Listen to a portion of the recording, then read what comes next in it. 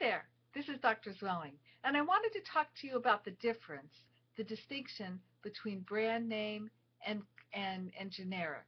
Let me explain briefly. Brand name. Brand name is a drug made by a specific company. So if Pfizer, for instance, a pharmaceutical company that makes Lipitor, it is made with precisely the same ingredients at the same manufacturing plant, and everything is precisely as Pfizer has delegated. The delivery system, the look of the capsule, everything.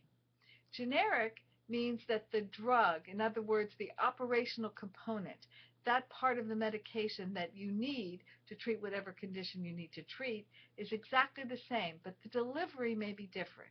Now that could be important because if the drug can't get to where it needs to be, well, it's not very effective.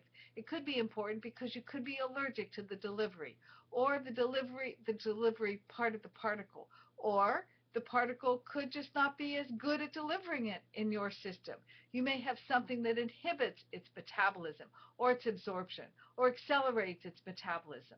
So it is not precisely the same drug in the overall sense, but the workable ingredient has to be precisely the same. I think one of the difficulties among brand and generic, however, is that you cannot count on getting the same generic every time.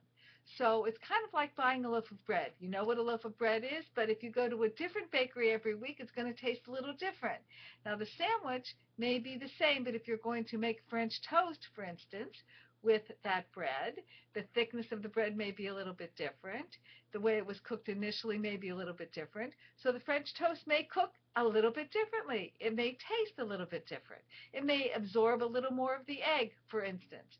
So you see, generic is difficult because it is made at a different bakery every time.